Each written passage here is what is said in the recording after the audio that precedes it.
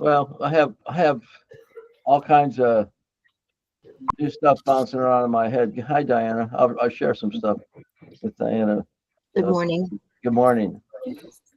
You have to leave. You have a doctor's appointment, Diana. Yeah, How long can you stand?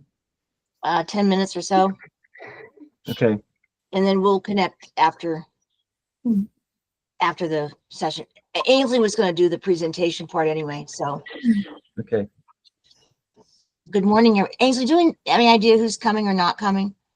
Let's see, I think 5 people who RSVP'd yes, but I don't know how many people are gonna show up. It might be a little sparse because of Sure. summer and vacations and whatnot. Yeah, But sure. Well, let's get another 30 seconds or so, and then we'll start. And good morning, everyone. Thank you for coming. How did it get to be July 31st so fast? Whoa! Incredible. You're not Well, kidding. for those of you that were able to make some of the site visits, thank you again. You'll hear more about that later. It's 10:01. Let me, because of the agenda and other things today, let's get started. Ainsley, I think I see that this is recording, right? yes. Right. And everybody was sent the agenda. Thank you so much. And we've called the order at 10:01. And again, thank you to all who are here. And if I wanted to provide any feedback from the correctional institution visits, I know obviously Danielle was there at several. I was at several. John, I don't think you were able to go, were you? Yeah. Steve, of course, was there. So is there any initial feedback you all would like to share? What I'll say is I've read Stephen's report, and for what it's worth, everything seemed to be pretty accurate, especially from your perspective. And again, I can only see good things that'll come out of these visits happening. So Yeah, I have some observations, but I want everybody else to say theirs first. I appreciated having the more trades open for women. So like that, the forklift certification, things like that. That was really cool to see. And knowing that there's OSHA 10 and flagging available to the women. I liked seeing that. Some non-traditional options as well as the Microsoft Office certification. Yeah.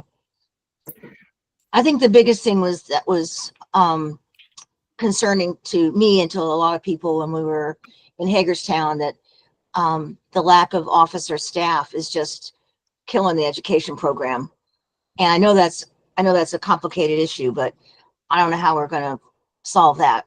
is it though? And I've been saying it since our first meeting. If we can't have class, that seems to me to be the absolute positively largest hurdle to get over. And there's a myriad of other things as well. But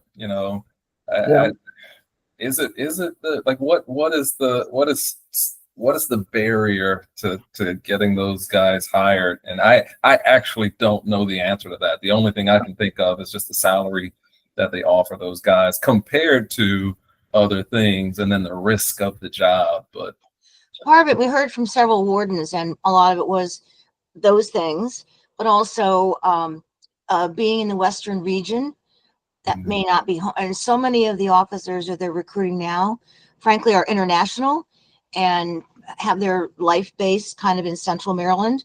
So it's complicated. And I don't think they've offered, a relocation bonus. It's just a lot of it's a matter of money and perception. They have cash bonuses. They talked about that. Both the East and the West. Yesterday at ECI, there was no school. There hasn't been school for a month or more, and that's really a shame. I was also concerned. The biggest issue is the background. Yeah, let me give some polygraph test, the polygraph test, John, and the background. That is our biggest hurdle right now. Let me give some other observations though, besides the officers, if I could. That's a shortage that we can't solve, and there's lots of suggestions I've heard, but nobody knows. Outside the purview of this. But the thing what concerned me is a couple things. One is the education people at ECI didn't know we were going to even be there. And I was very concerned about that the commission showed up and the education people, even though there was no school, they didn't know we were coming. When we got to finally talk to Miss Murphy and some of the teachers and went around a little bit, they were great. The teachers are always have great things to say and things to do. That's what. So, but what going to the central region, because the west and the east, I mean, it's a horrible situation without officers. So what do? No matter what you do, it's not going to change school unless you have officers. But I was concerned about a couple of things at MCIW. We were told that there are no waiting lists. And as soon as I sat down with one of the CT teachers, she showed me 30 people she had screened, had sent up for approval. And she said it's taken 2 to 3 months. She only had 4 or 5 people in her computer class, the Microsoft class. So I have the question is, why do we have 30 people that she has screened as eligible, given over to the principal, has not been processed through case management, and we were told there's no waiting list? And I think that needs to be looked into. That's what I heard. I'm not making any conclusions here. I'm presenting you with, and I saw the files. There was a couple of sheets clipped together on each one of those 30 students that teacher had. So she had gone through and really interviewed and searched out for students. The other thing I was concerned about, where we do have officers, is the capacity of the class is much higher than the actual students. At JCI, I was very pleasantly surprised about the staff, the enthusiasm, the principal, the tutors, the recovery people, the officers, the warden. It was very positive. But Ms. Blackwell said we have capacity for 90 students. Right now, we only have 40 some, and she's hoping to get 60 some students. We have more college students there than we do in the academic program, and there's no vocational program to speak of there because it was never built for it. So we still are under capacity where we do have teachers teaching. So that's a big concern of mine. I don't know why. I mean, and I don't know why we were told by the principal at MCIW that there's no waiting list. And that teacher told me that I should talk to some other teachers because they have the same. Many of them have the same situation. They know they could have these certain students and now not getting them. So those are my immediate. I have a lot of little things. I'm going to write it up, but those are my concerns overall. And I went to every institution. I went out of my way to talk to teachers. I stayed away from the tour sometimes, just stayed back and talked to people directly. So. Rochelle, I see your hand up. Thank you, Diana. And I just wanted to point out, because it was said publicly that Danielle issued a communication about the tours, and then we followed up in CE about the tours. So Ms. Murphy, when we followed up with her, just had not read the communication. The communication was sent. All of the principals were aware. As it speaks to the enrollment and class size and capacity, I do think that is something that we all need to look at closely. The process for how students are enrolled. Earlier in the year, we talked about having regular meetings with the case managers. And we did have an opportunity where we got before the case managers and we were able to meet with them. But that is not a part of our regular repertoire, right? Because it is a symbiosis between case management and the principal in the school. So I think a closer look at how that relationship works, we're very much interested in. And then closing the variability, because when someone says I have no wait list, well, it may look like that, right? Depending on when the student is moving. Mobility is a huge issue that is impacting correctional education. So we have people moving from institution to institution. I think those are some things that the commission's support and identification around it can lead us to maybe getting to a better place with that. So thank you.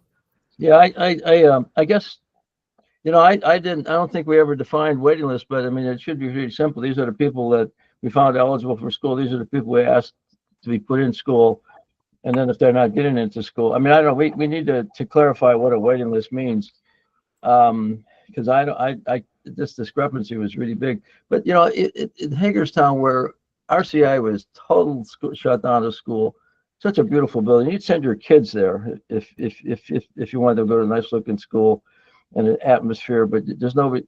I mean, these are inviting places. You can't get them up. No officers.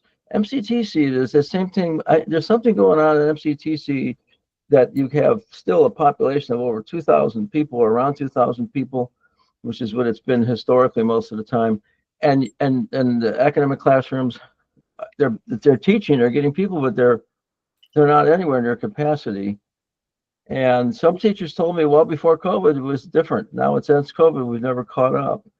Those teachers have been there for a while, have said that to me three times at least. So what's going on in getting these students in? We've got, I mean, we don't have a shortage of students, we have a shortage of getting them in. I mean, potential students, I mean, I'm not accused of anything. I want to know what's going on here. I think we need to have a real sit down with case management process.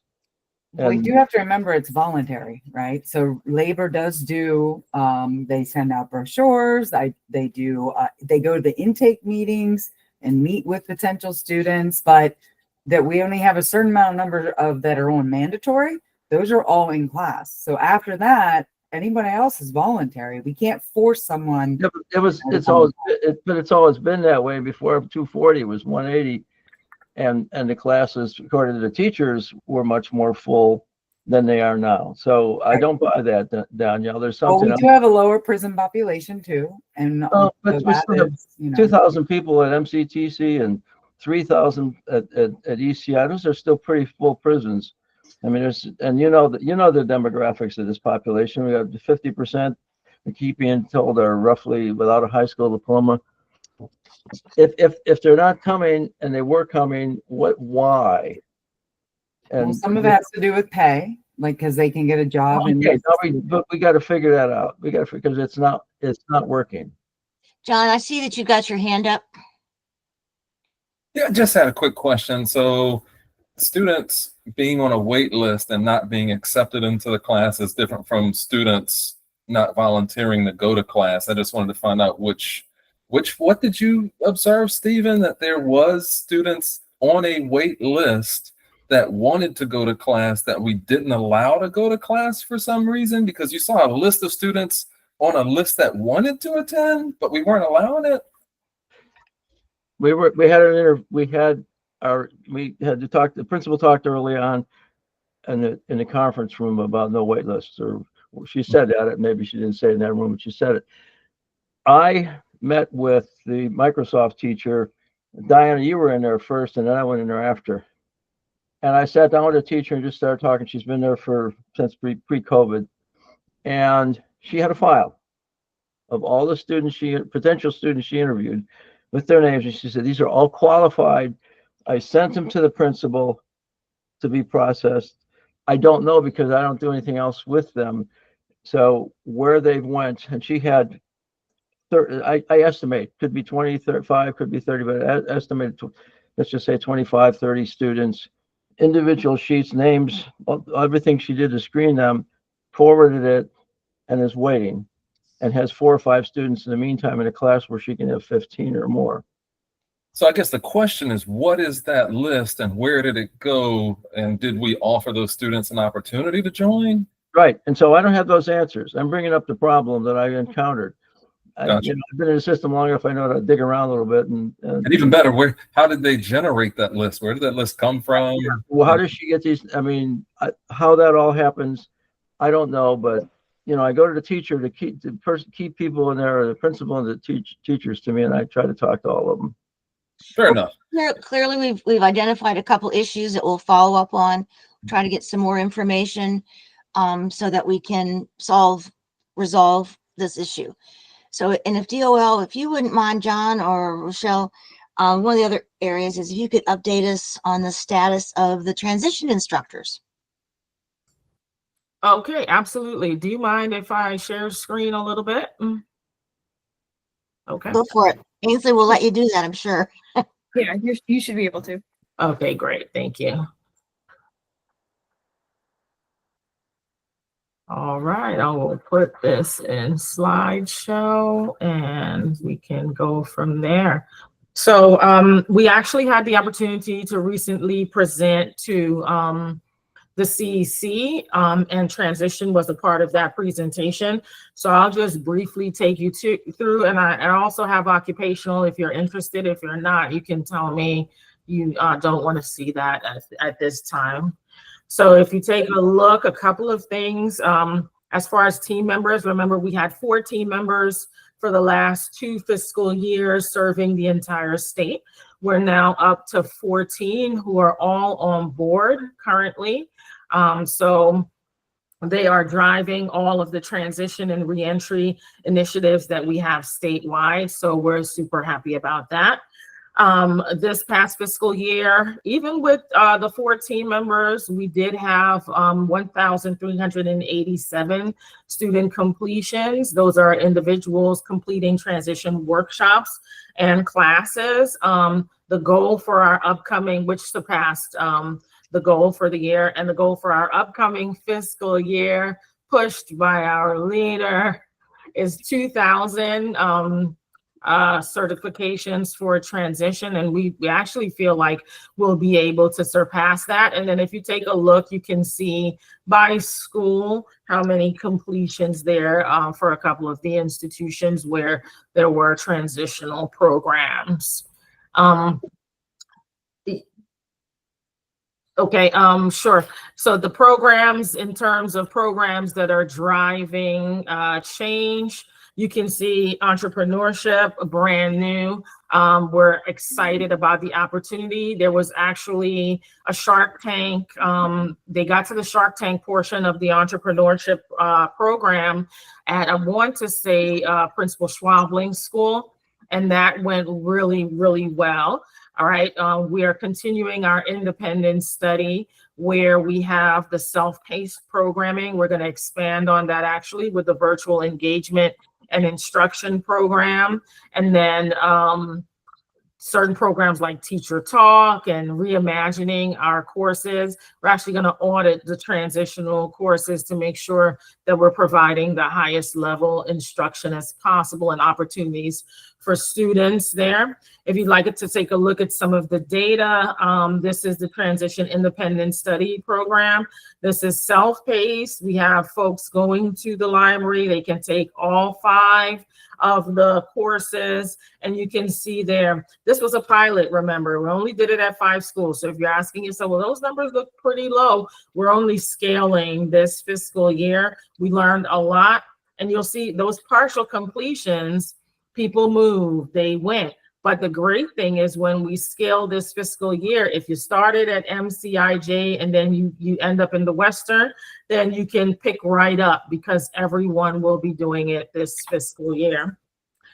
And I won't belabor, we're using our tablets, but we are moving to a process of ensuring that not just our correctional educational students, but we would like to have anyone that, not just our transitional students, but anyone in our correctional educational program have a transition completion plan. And that can be, even if you're not on the 180-day list for being released, you are still mapping out how you would like to spend your time while you are incarcerated. And we believe that that can be a game changer for everyone. And those are just some of the things that we'll offer in this new transition plan for everyone. And we certainly will be working with our colleagues in DPSCS because they have home plans, and we want to make sure that we're not, stepping on anyone's toes. So, if you're done, I just have a question. I want to go back to something, but that's okay if you have more to finish. Yeah, I'll just end with the scaling, the expansion of post-release support with our student success specialist. That is one of the positions. I just wanted to make sure I touched on that. And that person is going to begin working behind the fence with everyone who's on the 180-day list and who is also in the correctional educational program. All right, I can stop sharing and Can you have, go back to the list of you had like four categories of things that were under reentry programs of sorts. There was, I don't know, you stopped at the one on tablets, and there was a couple after it came after that. okay, sure. Can you flip this? No, not that.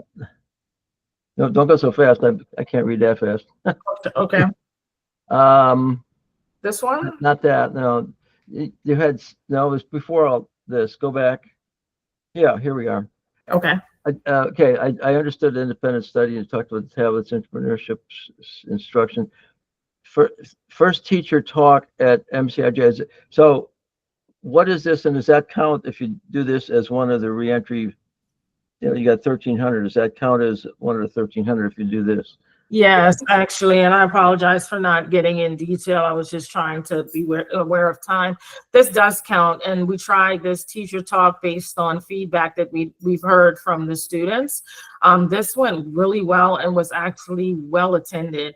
And this is just a space for cross-curricular collaboration among the educators who are developing their teaching skills and talking about what it means and how it looks in the correctional setting, and how they can be more student-centered, right? And so they're taking the student voice data that we've started gathering to inform their teaching from the perspective of what do the students want to see happening in the classrooms. So the teacher talk happened at MCIJ, and that actually went really well.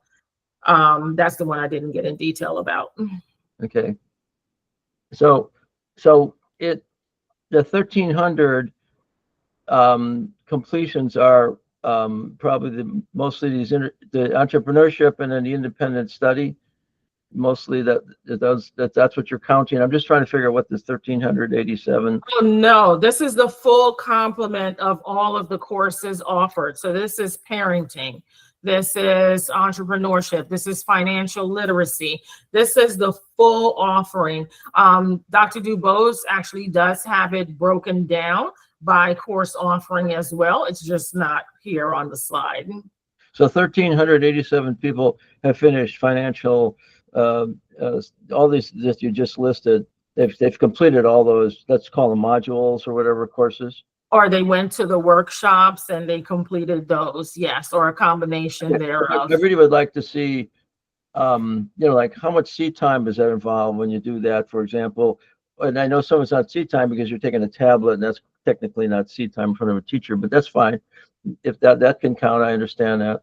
But I just wanted to, I maybe can't do this today, but I'd really love to see more of when somebody completes what they actually, how much time they're generally spending and what that actually means. Okay, so that's I mean, I think this is a very crucial thing to develop this program. I'm all for it. I just want to know more about it. No, absolutely. And we do have that for TISP, so I can come back with that. Okay, Okay. All right. good. I just want to say something. I sounded very negative at the beginning. I will say I was really impressed with individual staff and students I met. The warden at JCI, when I walked across, I smell an institution. I literally smell an institution I come into. Is it clean? Is it orderly? Does the staff treat you nice when you come in? Do they treat visitors nice? And I gave JCI a real plus on that when I came in. The warden came in a suit and it was 100 degrees or 95 degrees. I said, "Why are you wearing that? It's too hot." And he said, "I wore it for you." He showed us respect. We walked through the compound and inmates were yelling at him, or eyes were yelling at him. They weren't yelling, "Hey, you so-and-so." They were yelling, "Hey, man," and he's waving back saying, "I did talk to you about that. I will be over." It was all positive. And a couple inmates came up to me and said, "We love this guy." And so and Miss Blackwell and everything was positive with the staff and all that. I'm not criticizing any of the staff for the programs.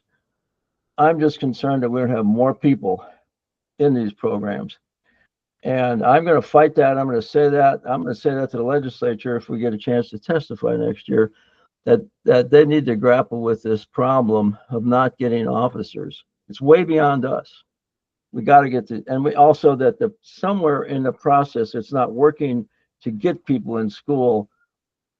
like it used to be not too long ago before COVID. We had more. I'm going to stay on that, and so I just want. But I'm trying to be positive. When I see, I'm not. I didn't meet anybody I want to criticize doing their work. You know, it's just people were terrific that work there.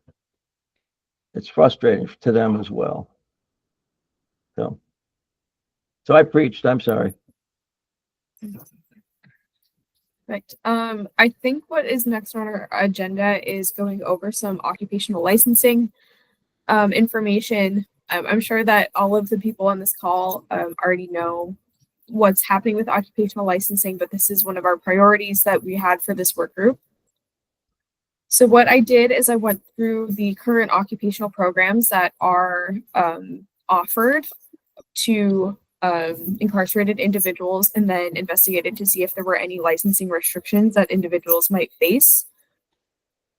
Yes. And I'm sorry, Ainsley, just before I wrote it down, and I'd hate to miss an opportunity to mention it, but Stephen, I'm not sure if we have actually taken an opportunity to find out, even from the folks who've joined the commission that are lived experience, what some of their reasons, why some IIs would choose. So in cases where there's no wait list or where folks aren't choosing to join the program, what are some other ways to incentivize it? I know some things about pay has come up, as well as the diminution credits, but is there any more to it? And like I said, I just wanted to put that out there. Ainsley, I apologize for interrupting, but it's on my mind as a thing that I don't know I've heard a lot about that. We are always looking at the barriers that are keeping the folks from getting in, trying to get them off the wait list and in the class, but it's not often we have a situation where there isn't a wait list or where we're not at capacity.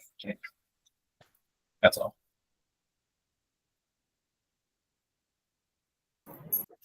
That's a very good point. Thank you for bringing that up. So these are the occupational programs that are offered that don't have any licensing restrictions. They may need a certification. So anything to do with automotive, there's no licensing in Maryland. Certified peer recovery specialist, you do need a certification, but that is not, you don't need a license for that. Graphic arts and design, anything to do with like office management, printing, warehouse, Microsoft Office technology, welding, you don't need a license for any of that. These are the programs that may have licensing restrictions. So architectural CAD, you need a license to become an architect, barber stylist, barber license, building maintenance, carpet and fabric care, commercial roofing, facilities maintenance, masonry, residential carpentry, sheet metal fabrication, woodworking, all of those, you may need a contractor's license in order to perform those services. Electrical wiring, you need an electrician's license. Landscaping, there is a landscaping work release program. You need a license to become a landscaping architect. Plumbing, you need a license to become a plumber. And HVAC, obviously, an HVAC license. So there are quite a couple of programs that you may have restrictions coming out if you are trying to get a license due to your criminal history. But there are some pretty important considerations when it comes to licensing. So these licensing authorities, all of these licenses come from licensing boards. So these are independent organizations that, come up with their own restrictions. They're not operated by the Department of Labor. I know, John Feaster, you pointed that out at one point, that they're independent, not operated by Department of Labor. The licensing authorities may restrict licenses. It's not a must, so you're not automatically disqualified because you have a criminal history. Additionally, classes are not comprehensive enough to result in licensing and require additional training that's not provided inside. For example, if you take an electrical wiring class while you're inside, that does not allow you to get an electrician's license. You still have to go through the whole apprenticeship process post-release. And we also don't have any information on if licensing authorities routinely deny licensing. The last time that the state of Maryland looked to see if any licensing boards were actually restricting licenses based on criminal history was in 2018. And they found that of the 800 individuals who did apply for licensing between 2014 and 2018, they couldn't find out if any of them were denied based on their licensing or on their criminal history, because that wasn't information that they routinely collected. So we simply don't have any idea if licensing authorities are restricting based on criminal history. There have been a couple of legislative improvements that have happened when it comes to licensing in the past couple of years. There was the Ban the Box initiative in 2020. So employers with 15 or more full-time employees may not ask if somebody has a criminal record before their first interview. Departments, so this is not to do with those independent licensing boards, but departments like Public Safety, Department of Labor, they do give out licenses. They can't deny a license based on criminal history unless there was a crime of violence. There's a direct relationship between the previous conviction and the specific license or certificate, or there's an unreasonable risk to property, safety, welfare of an individual or public. And departments may also not deny a license if 7 or more years have passed since the completion of the sentence, except for registered sex offenders and those convicted of a violent crime. But again, those are for departments. This isn't for those licensing authorities like barbers, electricians, HVAC. There was also a certificate of rehabilitation that passed with the Justice Reinvestment Act. So you can apply for a certificate of rehabilitation that kind of demonstrates to employers that, you know, you have been rehabilitated in your criminal history. You know, it gives some leeway there. But your conviction cannot be a crime of violence or a sexual offense. You have to have completed your division, your parole and probation, and you have to have completed all of your required restitutions, fines, fees, payments.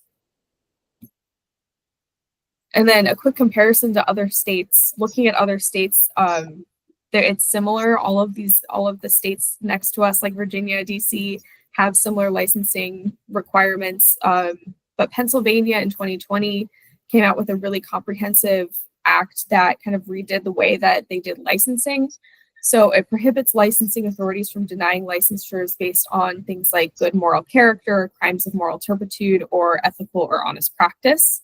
It requires each authority to develop and publish the criminal offenses that they can deny, suspend, or revoke a license for, and also say why they're directly related. So for example, if you are trying to apply for a contractor's license, if you are in Pennsylvania, you can't be denied just because you have a criminal history. It has to be specific, a crime specific to, say you were impersonating a contractor, or you had bad business practices and you were convicted of a bad business practice. It provides for an individualized assessment of each license applicant using objective, detailed criteria that includes rehabilitation and public safety, and provides a process for individuals to request a preliminary determination as to whether their conviction will be a bar to licensure. So they have a pretty comprehensive system when it comes to licensing that says that if you're applying for a license, you must, if you're going to be barred for a license, it must be a very specific crime that's related to the practice or a threat to public safety. So I think that might be something that this work group might want to look into and model some recommendations after this act. Any questions? Comments? I love the moral turpitude, whatever that is. That kind of stuff comes up. But what is what constitutes violent crime? I mean, I wonder how many people are automatically excluded, because that could be almost anything. You walk up to a person and with any kind of weapon and you rob them. That's a violent crime. Maybe you didn't even hit the person; you just sort of threatened it. I don't know. I don't know the answer to that. I should. So yeah, that's a good point as well. A lot of I didn't go into the specific licensing requirements of each, each occupation that has a licensing restriction, but a lot of them bar a misdemeanor specific to the crime, but also all felonies. And we know that people who are, in prisons and correctional institutions most likely have a felony. I'll let Danielle's a hand, but I have a few more questions. Go ahead, Danielle, please. I was just going to say what constitutes in Maryland a violent crime. It has to be something involving force or a threat of force, including murder, rape, robbery, or assault. Then that robbery or assault has to involve force or a threat of force, and usually it's with a weapon of some sort. So that is what constitutes um, kidnapping, things like that, like your higher level felonies that involve some sort of violent act involved in it. Carjacking, human trafficking, Right. arson. What about on the lighter side of things? I'm at a Ravens game and I throw a beer in somebody's face, like, and I get arrested for that. Like, is that a thing? I don't. No, because that probably would not constitute first degree assault. Or Oh, I see what you're saying. felony. So you have to be a violent crime resulting in a Correct. felony charge. Correct. Gotcha. Be good to And hear there's about. actually a criminal sentencing policy that the Maryland State Commission on Criminal Sentencing Policy created for violent crimes. I think it was updated in 2003. I'm sorry, 2023. I can send you that if you want. I was told some time back, and I may have this wrong, but HVAC licensure, they're not going to license somebody to do HVAC because companies don't want to hire somebody who had a criminal record because they're going to put them in a home to repair somebody's air conditioning system. So I guess the question in my mind is, is that true? First of all, that HVAC, are you, that's true that you can't get a license because I think I was told that OSTC sometime back, they stopped the program because they couldn't get a license for people. And so, there you get to the whole question of what directly related to crime, or people don't want anybody in their house that had some kind of criminal record, so they're not, company's not going to hire them. Yeah, so I think case management does kind of look like that with education when we look at putting people in occupational programming, because you don't want to put somebody in something who would have restrictions from going into a residential home, right? But it is very possible they can do business, right? They can go into businesses and do that work. So some companies will hire them to work more I on understood that they couldn't get a license even when I was told. yeah. Now I'm asking the question: is that true? I mean, I was told that at LSTC by staff there, because they used to have a program, then they didn't. Yeah, it just depends on what their crime is. So it's very much based on the crime. Well, but they stopped the program. Oh, no, they still have HVAC at MC. This was 10, 15 years ago that when I was okay. And I'm just wondering, and the same thing was true of barbering and cosmetology for years. Moral turpitude was all they needed. Yeah, barbering changed, and Rochelle might be able to just recently. And the reason why we started barbering was because the restrictions changed to where it is more that it's may deny, right? It's like case by case basis. And if they do get denied, they can ask for them. I guess she froze. John, I interviewed John Griffin. We had a phone call. He wanted to talk to me. I didn't say it's not really an interview. Yeah. John Griffin told me he cannot get a job, and he's been interviewing forever. And he qualifies for all kinds of jobs, and they tell him he qualifies, but they don't hire him. Yeah, I don't. So there are folks on our commission who might have some interesting detail on this, like John.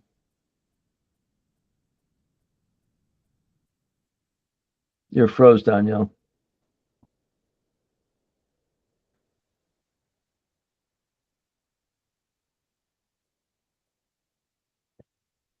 Go ahead, Ainsley, with anything else, because we're waiting for. Oh, sorry. I'm gonna keep my camera off because I keep dropping off the call. But I think you bring up a good point that Me too, Ainsley. Sorry about that. That's good.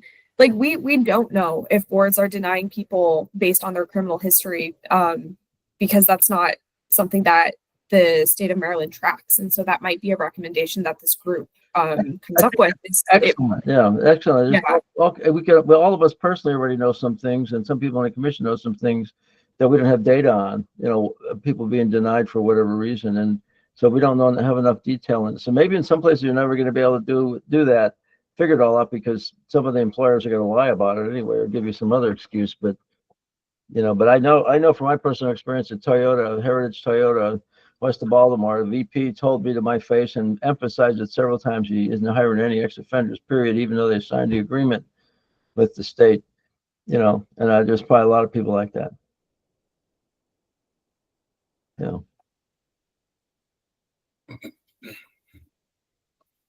Anyway, I think this is excellent, Ainsley. We need to know all these detail of, of how this works, and you just raised how much more we need to know that we don't. And John, Department of Labor is the first, should be the first stop on getting this stuff, because you guys have the responsibility for all this, and then and then you would have the staff or not have enough staff, but to track it, or to find ways to track it. Public other agencies wouldn't have the resources you probably have. Do you want to talk to that about that at all? To track the reason why an employer might deny someone employment? Well, first of all, how many people are getting the 800 people that Ainsley had on this slide, and then we don't know the outcomes of, and so Department of Labor, I mean, do you have the resources to find that out, or are there some restrictions about what you can find out? I mean, there used to be, you can't track people, it's private information, but now what can you track? And how we really need to be able to report, if we have all these programs and people get through them and we have 1,000 or whoever, how many people a year, what happens to them? I mean, I think the legislature would ask that question, and then we need to be able to have some answer. So so I represent the Division of Workforce Development. That particular concern would be housed in the Division of Occupational and Professional Licensing. I could absolutely find out what the restrictions are. It almost seems like it will be better as a conversation to just understand the process for what they track when folks apply for those licenses. And whether or not we track those denials, or whether or not the individual boards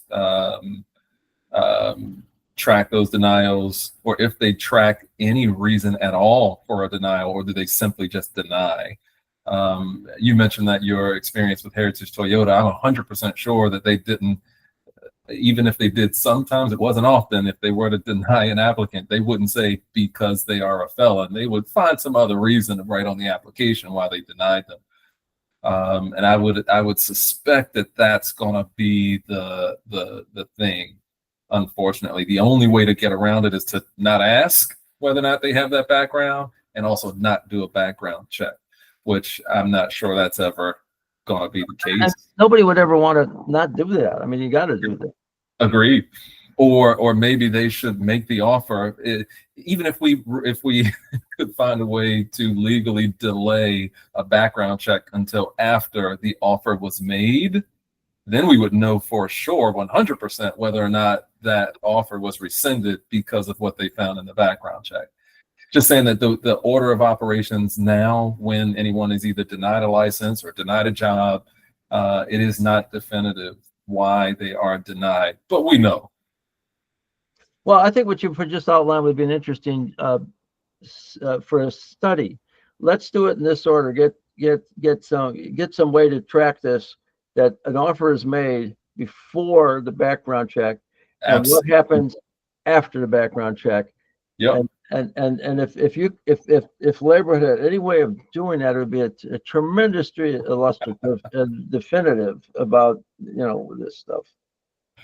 Agreed. And I'm not sure what our influence is. So even though we have the Division of Occupational and Professional Licensing, I'm not sure how much influence they have over where boards place that particular part of the review and approval process. But I think it's worth a question. I'll certainly speak with the assistant secretary over there. I'm sorry, the commissioner over there, and try to get some time on the books. As a matter of fact, I mean, do you think it's worth a 20 or 30-minute conversation if we can get them on the phone? And get that would be terrific to get them on a Zoom or on a phone call.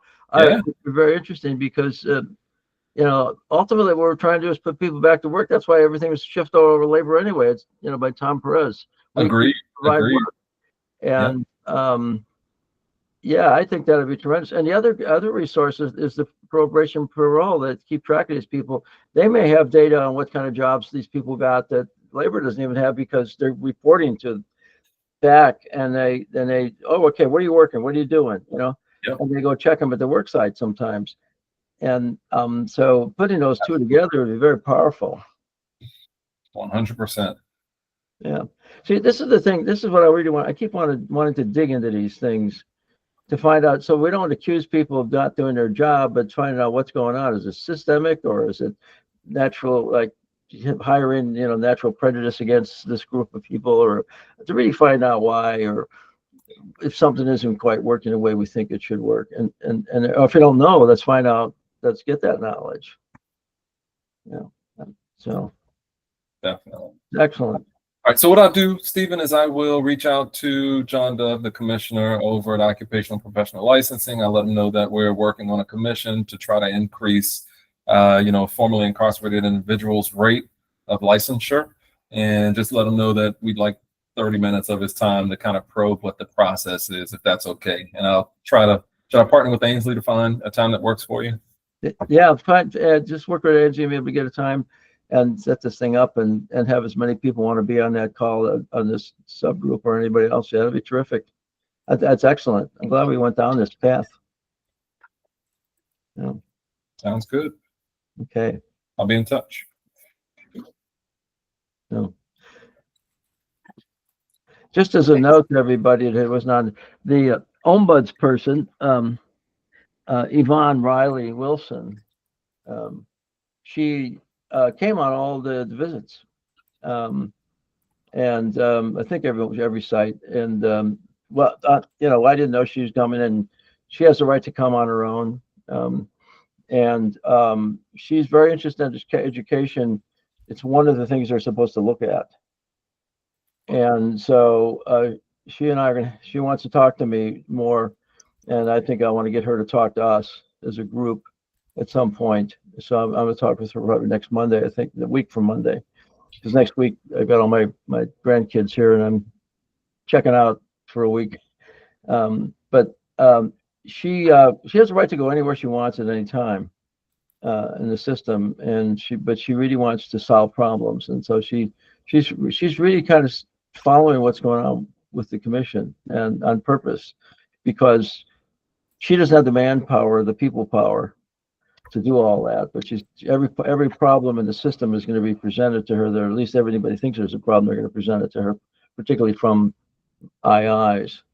And so I want you to know she's very interested, and we have no control over where she goes and when she goes. That's her prerogative. So. Yes and no. She can go to any facility at any time, but the concern from our legislative people and the secretary was that she was joining commission tours, and we had offered to give her tours of education separate from that. And so there was just we had to actually go to the governor's office to get approval for her and her team to come on these tours. Well, when they showed up, so she did not come to us. She didn't ask. She came. I know she just showed up. Yeah. She's been coming to some of our commission meetings, or have Adam, who now works for her. Adam has been, yes. Yeah, and she's been on some of the meetings. But anyway, I just want you to know that she's doing that on her own, because she thinks the work we're doing is important for for the welfare of the system and for the IIs and all that. So, okay, all right. Perfect. So I'll have all of the presentation materials as well as some background materials in the Dropbox and also on the website. And that was the last thing on our agenda. Both of these items from Rochelle and Angel have been terrifically important. I mean, getting the resources for reentry and building and beefing them up, and getting all teachers to realize they're part of it is important. Whether you're a reading teacher or whatever, you could be reading about jobs. You could be reading about, you can teach all kinds of reentry skills and job skills and family skills and financial skills in almost any classroom. And then tracking this stuff, Ainsley, is important with this licensure. These topics are great, and the more we know about them, the better. So, thank you both.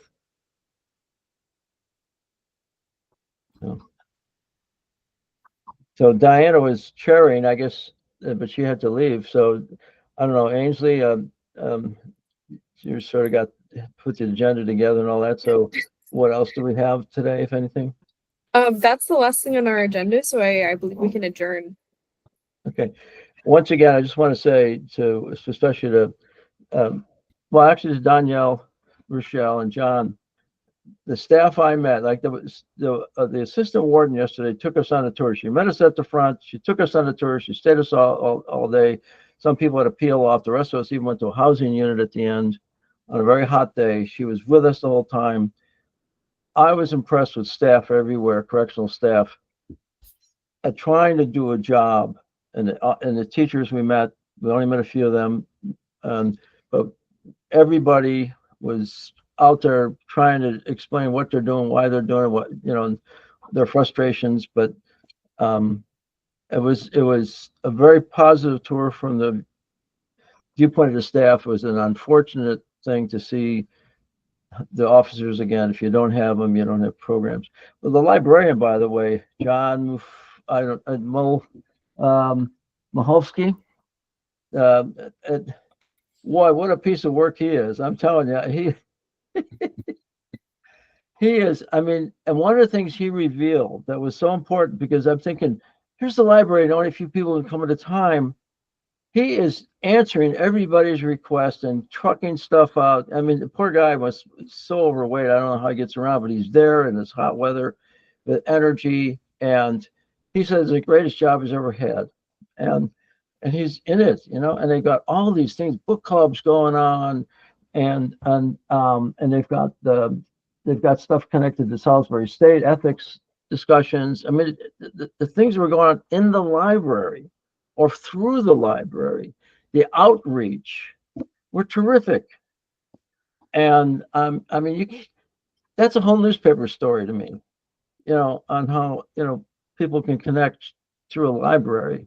People talked about the library and the community being important. In the prison, and here's the example of how it can be so wonderful. And the other librarian who we didn't meet, we were told she's doing terrific things as well, because she wasn't there. She was out for some surgery.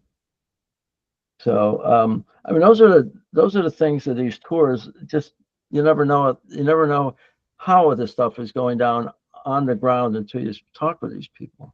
That's great. So, and they kept running up to us with bottles of cold water, keeping us cool. So that was good. Yep. Anybody else? I'm sorry, I don't want to, but that's my spiel for today after this visit.